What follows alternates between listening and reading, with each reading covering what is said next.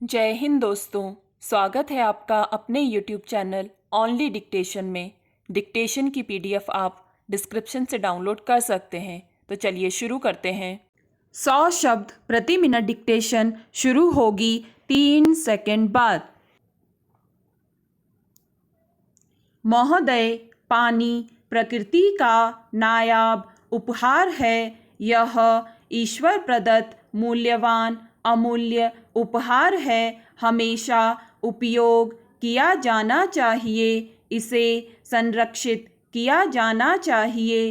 पानी हमारे जीवन का महत्वपूर्ण अंग है। यह एक ऐसा श्रेष्ठकर जीवन तत्व है जिसकी मनुष्य ने बहुजन हिताय बहुजन सुखाय मानकर आराधना की है। आराधना का फल मीठा होता है। माना जाता है कि ग्रीष्म ऋतु का मौसम आते ही पानी का महत्व और किल्लत बढ़ जाती है। विकास के मान से पानी की उपलब्धता धीरे धीरे कम होती जा रही है। यह हमारे लिए गंभीर चिंता का विषय है। हमारे देश के भीतर ही नहीं, सारे विश्व के अंदर पानी की उपलब्धता कम होती जा रही है। पानी की बढ़ती हुई मांग, भूजल संवर्धन का अभाव और संसाधनों की कमी ने अनेक राष्ट्रों में पानी के संकट को ज़्यादा गंभीर बना दिया है। संयुक्त राष्ट्र संघ ने पानी के बढ़ते संकट को देखते हुए 22 मार्च को विश्व में जल दिवस के रूप में मान्य किया है।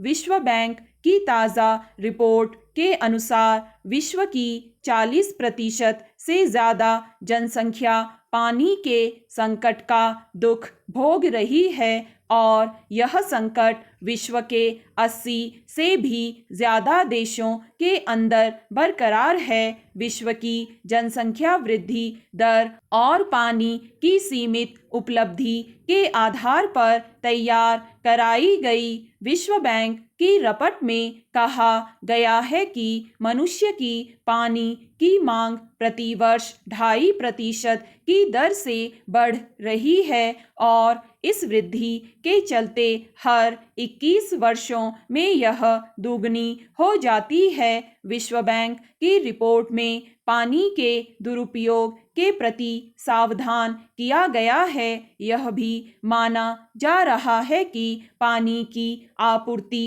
की समस्या अगली सदी में विश्व युद्ध का कारण बन सकती है। विश्व बैंक के पर्यावरण विशेषज्ञों का कहना है कि जहां पर पानी की पर्याप्तता संतोषप्रद है और नियमित जल संकट घटने की संभावना नहीं है, वहां पर वितरण और उपयोग की सुदृढ़ व्यवस्था करना बहुत ज़रूरी हो जाएगा। ऐसा प्रतीत होता है कि आने वाले समय में पानी का संकट और अधिक बढ़ जाएगा। वर्तमान स्थिति का यथोचित तरीके से उपयोग और उपचार नहीं किया तो युद्ध की चिंगारी को भड़कते देर नहीं लगने वाली है। भारत में पानी की आपूर्ति की समस्या निरंतर विकराल हो रही है।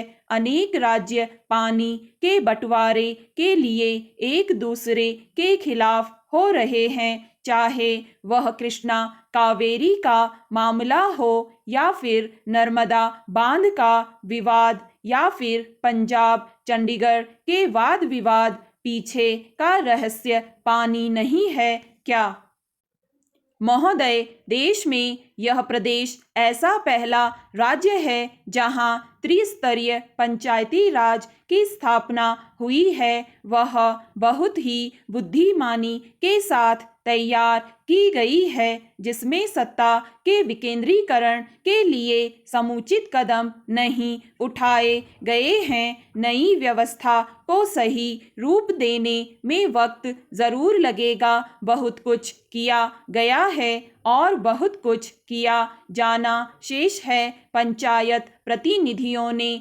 आरोप लगाते हुए कह दिया है कि उन्हें वांछित अधिकार नहीं मिल पाने के कारण वे जन अपेक्षा के अनुरूप काम नहीं कर पा रहे हैं। अब उनमें विकास और प्रगति की चाह जाग उठी है। अपेक्षाकृत वे अपने अधिकार के प्रति सजग और चौकन हो गए हैं, परंतु त्रिस्तरीय पंचायती राज व्यवस्था के अंतर्गत कार्यों में अपेक्षित गति नहीं आने से उत्साह धीरे धीरे ठंडा पड़ रहा है। यह खुशी की बात है कि कम से कम संविधान संशोधन के माध्यम से त्रिस्तरीय पंचायती राज व्यवस्था तो कायम हो गई। अब कम से कम ढांचा तो तैयार हो गया है। जब ढांचा तैयार हो गया है तब बाकी कार्य भी हो जाएगा।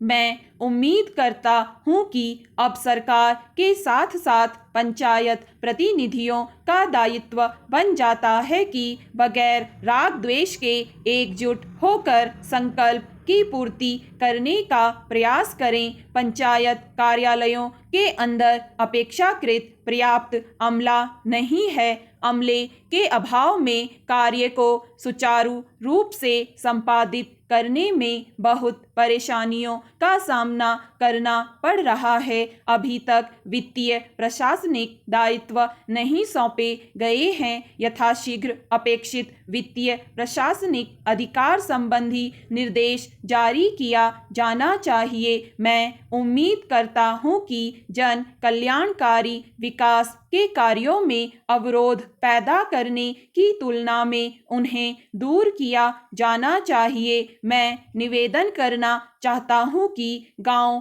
की प्रगति के बिना देश या प्रदेश की प्रगति के संबंध में ऊंची ऊंची बातें सरासर बेमानी होगी। अब आवश्यक हो गया है कि आर्थिक सामाजिक बदलाव के लिए सकारात्मक प्रक्रिया शुरू की जाए। मैं उम्मीद करता हूं कि इस प्रकार से हमारा प्रदेश हमारे देश का एक आदर्श राज्य बन सकता है।